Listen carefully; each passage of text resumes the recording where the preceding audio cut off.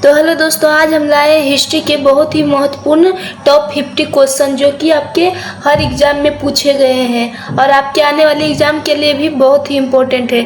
तो चलिए शुरू करते हैं। हमारा पहला क्वेश्चन कह रहा है कि सिंधु घाटी सभ्यता का सबसे प्रसिद्ध नगर कौन सा है। तो आपका ऑप्शन है A Kalibangan, B Mohenjodaro, C Lothal, D Dholavira. तो आपका सही जवाब हो जाएगा option number B Mohenjodaro. Sindhu घाटी सभ्यता का सबसे प्रसिद्ध नगर कौन सा है, तो मोहनजोदड़ो है। ठीक, आगे बढ़ते हैं। क्वेश्चन नंबर 2 हमारा कह रहा है कि सिंधु घाटी सभ्यता किस नदी के किनारे विकसित हुई। तो आपका ऑप्शन है A Ganga, B Yamuna, C Sindhu, D Narmada. तो आपका सही जवाब हो जाएगा option number C Sindhu. Sindhu घाटी सभ्यता किस नदी के किनारे हुआ, तो सिंधु नदी के किनारे हुआ। ठीक, अब आगे बढ़ते हैं। क्वेश्चन नंबर 3 तो क्वेश्चन नंबर 3 हमारा कह रहा है कि वेदों में सबसे प्राचीन वेद कौन सा है। तो आपका ऑप्शन है ए यजुर्वेद, बी सामवेद, सी ऋग्वेद, डी अथर्ववेद। तो आपका सही जवाब हो जाएगा ऑप्शन नंबर सी ऋग्वेद। वेदों में सबसे प्राचीन वेद कौन सा है, तो ऋग्वेद है। ठीक, अब हमारा क्वेश्चन नंबर 4 कह रहा है कि गायत्री मंत्र किस वेद में मिलता है। तो आपका ऑप्शन है ए ऋग्वेद, बी यजुर्वेद, सी सामवेद, डी अथर्ववेद। तो आपका सही जवाब हो जाएगा ऑप्शन नंबर ए, मतलब गायत्री मंत्र जो है ऋग्वेद से मिलता है। ठीक, याद रखेंगे इस बात को।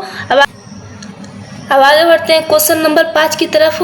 तो क्वेश्चन नंबर 5 कह रहा है कि महावीर स्वामी जैन धर्म के कौन से तीर्थकर थे। तो आपका ऑप्शन है ए 22वें, बी 23वें, सी 24वें, डी 25वें। तो आपका सही जवाब हो जाएगा ऑप्शन नंबर सी 24वें। महावीर स्वामी जो जैन धर्म के वो 24वें तीर्थकर थे।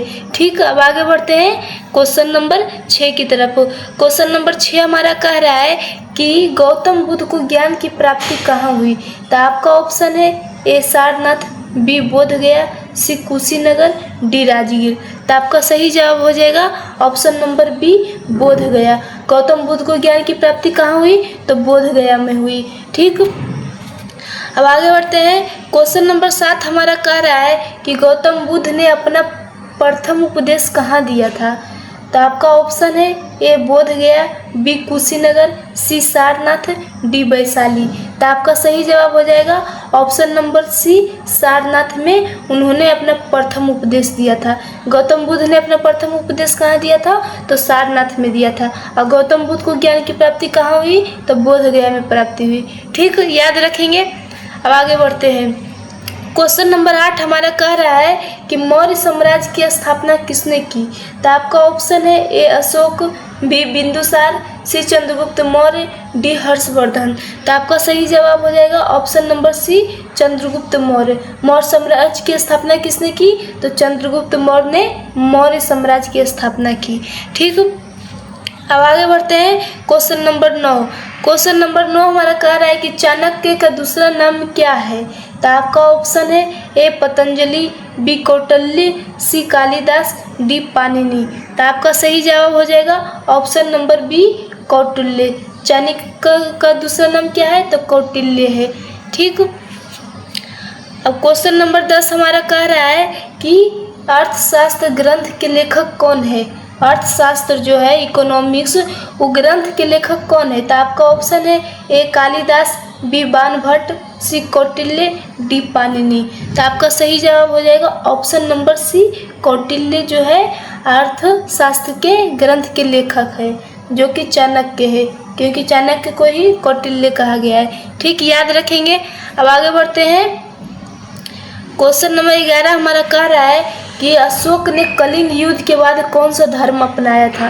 तो आपका ऑप्शन है ए जैन धर्म, बी बौद्ध धर्म, सी हिंदू धर्म, डी सिख धर्म। तो आपका सही जवाब हो जाएगा ऑप्शन नंबर बी बौद्ध धर्म। अशोक ने कलिंग युद्ध के बाद कौन सा धर्म अपनाया था, तो उन्होंने बौद्ध धर्म को अपनाया था। ठीक, याद रखेंगे। अब आगे कह रहा है क्वेश्चन नंबर 12 हमारा कि मेगास्थनीज किसके दरबार में आया था। तो आपका ऑप्शन है A Ashoka, B Chandragupta Maurya, C Samudragupta, D Harshavardhana. तो आपका सही जवाब हो जाएगा option number B Chandragupta Maurya के दरबार में मेगास्थनीज आए थे। ठीक, याद रखेंगे। अब आगे बढ़ते हैं क्वेश्चन नंबर 13। क्वेश्चन नंबर 13 हमारा कह रहा है कि गुप्त वंश का संस्थापक कौन था। तो आपका ऑप्शन है ए श्रीगुप्त, बी चंद्रगुप्त प्रथम, सी समुद्रगुप्त, डी कुमारगुप्त। तो आपका सही जवाब हो जाएगा ऑप्शन नंबर ए श्रीगुप्त। गुप्त वंश के संस्थापक कौन है, तो श्रीगुप्त है। ठीक। क्वेश्चन नंबर 14 हमारा कह रहा है कि भारत का नेपोलियन किसे कहा जाता है। तो आपका ऑप्शन है ए अशोक, बी समुद्रगुप्त, सी चंद्रगुप्त द्वितीय, डी हर्षवर्धन। तो आपका सही जवाब हो जाएगा ऑप्शन नंबर बी। भारत का नेपोलियन किसे कहा जाता है, तो समुद्रगुप्त को भारत का नेपोलियन कहा जाता है। ठीक है, याद रखेंगे इस बात को। अब आगे बढ़ रहे हैं क्वेश्चन नंबर 15। क्वेश्चन नंबर 15 हमारा कह रहा है हर्षवर्धन की राजधानी कहाँ थी। तो आपका ऑप्शन है A Pataliputra, B Kannauj, C Ujjain, D Delhi. तो आपका सही जवाब हो जाएगा ऑप्शन नंबर बी कन्नौज।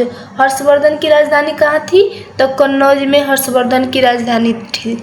ठीक। अब आगे बढ़ते हैं क्वेश्चन नंबर 16। क्वेश्चन नंबर 16 हमारा कह रहा है विक्रमशिला विश्वविद्यालय की स्थापना किसने की।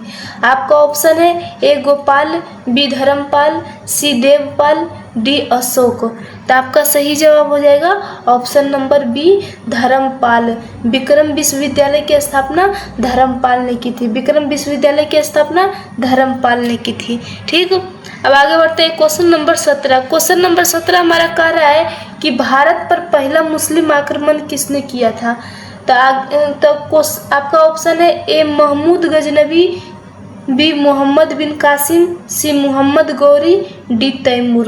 तो आपका सही जवाब हो जाएगा ऑप्शन नंबर बी मोहम्मद बिन कासिम। भारत पर जो पहला मुस्लिम है जिन्होंने आक्रमण किए थे भारत पर। ठीक, याद रखेंगे भारत पर पहला मुस्लिम आक्रमण किसने किया, तो मोहम्मद बिन कासिम ने किया था। अब आगे बढ़ते हैं क्वेश्चन नंबर 18। क्वेश्चन नंबर 18 कह रहा है कि महमूद गजनवी ने भारत पर कितनी बार आक्रमण किया है। तो आपका ऑप्शन है ए 15 बार, बी 16 बार, सी 17 बार, डी 18 बार। तो आपका सही जवाब हो जाएगा ऑप्शन नंबर सी 17 बार उन्होंने भारत पर आक्रमण किया। कौन किए थे, तो महमूद गजनवी ने। कितनी बार आक्रमण किए थे भारत पर, तो 17 बार उन्होंने भारत पर आक्रमण किए थे। ठीक, अभी याद रखेंगे। अब आगे बढ़ते हैं क्वेश्चन नंबर 19। क्वेश्चन नंबर 19 हमारा कह रहा है कि तराइन का प्रथम युद्ध कब हुआ। तो आपका ऑप्शन है ए 1191, बी 1192, सी 1206, डी 1526 ईस्वी। तो आपका सही जवाब हो जाएगा ऑप्शन नंबर ए 1191 ईस्वी में। तराइन का प्रथम युद्ध कब हुआ था, तो 1191 ईस्वी में हुआ था। ठीक है, याद रखेंगे। क्वेश्चन नंबर 20 हमारा कह रहा है कि दिल्ली सल्तनत का पहला शासक कौन था। तो आपका ऑप्शन है A Iltutmish, B Qutbuddin Aibak, C Balban, D Razia Sultan. तो आपका सही जवाब हो जाएगा option number B Qutbuddin Aibak. Delhi सल्तनत का पहला शासक कौन थे, तो कुतुबुद्दीन ऐबक थे। ठीक, याद रखेंगे। क्वेश्चन नंबर 21 हमारा कह रहा है कि कुतुब मीनार का निर्माण किसने प्रारंभ करवाया था। तो आपका ऑप्शन है A Iltutmish, B Qutbuddin Aibak, C Alauddin Khilji, D Balban. तो इसका भी सही जवाब हो जाएगा बी कुतुबुद्दीन ऐबक। कुतुबुद्दीन ऐबक ने कुतुब मीनार का निर्माण प्रारंभ करवाया था। ठीक है, याद रखेंगे। अब आगे बढ़ते हैं क्वेश्चन नंबर 22। क्वेश्चन नंबर 22 हमारा कह रहा है दिल्ली सल्तनत की प्रथम एवं एकमात्र महिला शासक कौन थी। तो आपका ऑप्शन है ए नूरजहां, बी रजिया सुल्तान, सी चांद बीबी, डी रानी दुर्गावती। तो आपका सही जवाब हो जाएगा option number B Razia Sultan. Delhi सल्तनत की प्रथम एवं एकमात्र महिला शासक कौन थी, तो रजिया सुल्तान थी। ठीक, याद रखेंगे। अब आगे बढ़ते हैं क्वेश्चन नंबर 23। क्वेश्चन नंबर 23 कह रहा है कि बाजार नियंत्रण नीति किस शासक ने लागू की थी। तो आपका ऑप्शन है A Balban, B Alauddin Khilji, C Firoz Shah Tughlaq, D Sikandar Lodi. तो आपका सही जवाब हो जाएगा option number B Alauddin Khilji. बाजार नियंत्रण नीति किस शासक ने लागू की थी, तो अलाउद्दीन खिलजी ने की थी। ठीक है, अब आगे बढ़ते हैं। क्वेश्चन नंबर 24 हमारा कह रहा है कि तुगलक वंश संस्थापक कौन था। तो आपका ऑप्शन है A Ghiyasuddin Tughlaq, B Muhammad bin Tughlaq, C Firoz Shah Tughlaq, D Balban. तो आपका सही जवाब हो जाएगा option number A Ghiyasuddin Tughlaq. Tughlaq वंश का संस्थापक कौन था? तो गयासुद्दीन तुगलक थे। ठीक, अब आगे बढ़ते हैं क्वेश्चन नंबर 25। क्वेश्चन नंबर 25 कह रहा है कि पानीपत का प्रथम युद्ध कब हुआ था? तो आपका ऑप्शन है ए 1526, बी 1556, सी 1761 ईस्वी, डी 1707 ईस्वी। तो आपका सही जवाब हो जाएगा ऑप्शन नंबर ए 1526 ईस्वी में पानीपत की प्रथम युद्ध हुआ था। पानीपत का प्रथम युद्ध कब हुआ था? तो 1526 ईस्वी में हुआ था। ठीक है, याद रखेंगे। अब आगे बढ़ते हैं क्वेश्चन नंबर 26। क्वेश्चन नंबर 26 हमारा कह रहा है कि बाबर ने किस वंश की संस्थापना की? तो आपका ऑप्शन है ए लोधी वंश, बी मुगल वंश, सी खिलजी वंश, डी तुगलक वंश। तो आपका सही जवाब हो जाएगा ऑप्शन नंबर बी मुगल वंश। बाबर ने किस वंश की संस्थापना की? तो उन्होंने मुगल वंश की संस्थापना की। ठीक है, अब आगे बढ़ते हैं क्वेश्चन नंबर 27। क्वेश्चन नंबर 27 हमारा कह रहा है कि अकबर का संरक्षक मतलब अभिभावक कौन था? तो आपका ऑप्शन है ए अबुल फजल, बी बैरम खां, सी टोडरमल, डी बीरबल। तो आपका सही जवाब हो जाएगा ऑप्शन नंबर बी बैरम खां। अकबर का संरक्षक कौन थे? तो बैरम खां थे। ठीक, अब क्वेश्चन नंबर 28 हमारा कह रहा है कि दीन ए इलाही धर्म की स्थापना किसने की? तो आपका ऑप्शन है ए बाबर, बी अकबर, सी जहांगीर, डी शाहजहां। तो आपका सही जवाब हो जाएगा ऑप्शन नंबर बी अकबर। दीन ए इलाही धर्म की स्थापना किसने की? तो अकबर ने किए थे। ठीक है, क्वेश्चन नंबर 29 हमारा कह रहा है कि ताजमहल का निर्माण किस मुगल शासक ने करवाया था? तो आपका ऑप्शन है A Akbar, B Jahangir, C Shah Jahan, D Aurangzeb. तो आपका सही जवाब हो जाएगा option number C Shah Jahan. Taj Mahal का निर्माण किस मुगल शासक ने कराया? तो शाहजहां ने करवाया। ठीक, अब आगे बढ़ते हैं। क्वेश्चन नंबर 30 हमारा कह रहा है कि मयूर सिंहासन मतलब पीकॉक थ्रोन का निर्माण किसने करवाया? तो आपका ऑप्शन है ए बाबर, बी अकबर, सी जहांगीर, डी शाहजहां। तो आपका सही जवाब हो जाएगा ऑप्शन नंबर डी शाहजहां ने मयूर सिंहासन का निर्माण करवाया था। ठीक, अब आगे बढ़ते हैं क्वेश्चन नंबर 31। क्वेश्चन नंबर 31 हमारा कह रहा है अंतिम शक्तिशाली मुगल शासक कौन था? तो आपका ऑप्शन है ए शाहजहां, बी औरंगजेब, सी बहादुर शाह प्रथम, डी बहादुर शाह जफर। तो आपका सही जवाब हो जाएगा ऑप्शन नंबर बी औरंगजेब जो थे वो अंतिम शक्तिशाली मुगल शासक थे। याद रखेंगे अंतिम शक्तिशाली मुगल शासक कौन थे? तो औरंगजेब थे। कौन थे? तो औरंगजेब थे। ठीक है, अब आगे बढ़ते हैं क्वेश्चन नंबर 32। क्वेश्चन नंबर 32 कह रहा है कि शिवाजी के गुरु कौन थे? तो आपका ऑप्शन है ए तुकाराम, बी समर्थ रामदास, सी नामदेव, डी एकानाथ।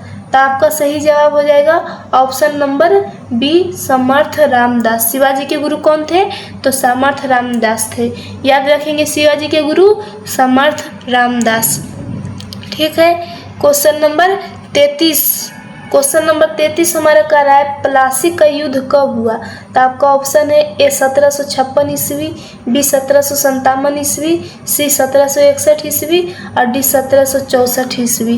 तो आपका सही जवाब हो जाएगा ऑप्शन नंबर बी 1757 ईस्वी में प्लासी का युद्ध हुआ था।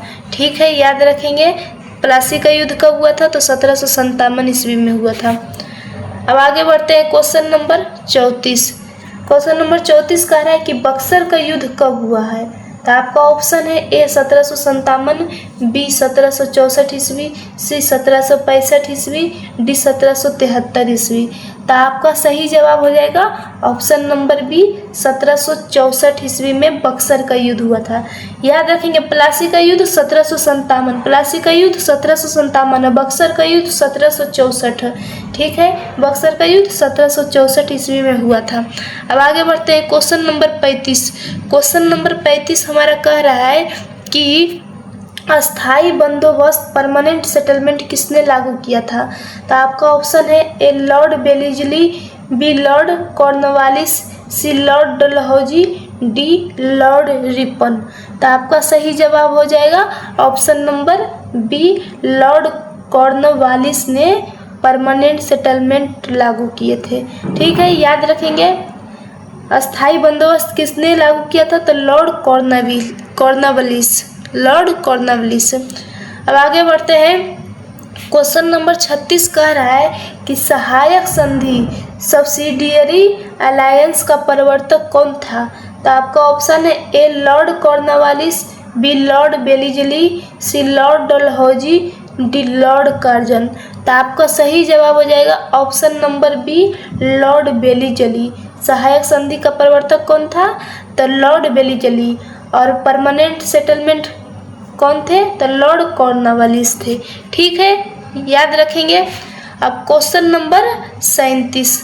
तो क्वेश्चन नंबर 37 कह रहा है कि लैप्स का सिद्धांत किसने लागू किया? मतलब डॉक्ट्राइन ऑफ लैप्स का सिद्धांत किसने लागू किया? तो आपका ऑप्शन है A lord Ripon, B lord Dalhousie, C lord Curzon, D lord Wellesley. तो आपका सही जवाब हो जाएगा option number B, lord Dalhousie. Lapse का सिद्धांत किसने अथी किया था?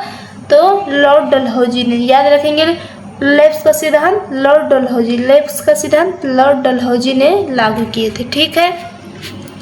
अब क्वेश्चन नंबर 38 हमारा कह रहा है कि 1857 की क्रांति का प्रारंभ कहाँ से हुआ? तो आपका ऑप्शन है ए दिल्ली, बी कानपुर, सी मेरठ, डी झांसी। तो आपका सही जवाब हो जाएगा ऑप्शन नंबर सी, मेरठ। 1857 की क्रांति कहाँ पर से प्रारंभ हुई? तो मेरठ से प्रारंभ हुई। ठीक है, याद रखेंगे 1857 की क्रांति मेरठ से प्रारंभ हुई थी। ठीक है, अब आगे बढ़ते हैं। क्वेश्चन नंबर 39 का रहा है 1857 की क्रांति में बिहार का नेतृत्व किसने किया? तो आपका ऑप्शन है ए मंगल पांडे, बी कुंवर सिंह, सी तात्या टोपे, डी नाना साहेब। तो आपका सही जवाब हो जाएगा option number B, Kunwar Singh. Kunwar Singh ने 1857 की क्रांति में बिहार का नेतृत्व किया था। तो और 1857 की क्रांति कहाँ से प्रारंभ हुई थी? तो मेरठ से प्रारंभ हुई थी। ठीक है, अब आगे बढ़ते हैं। Question number 40। क्वेश्चन नंबर 40 कह रहा है कि भारतीय राष्ट्रीय कांग्रेस की स्थापना कब हुई?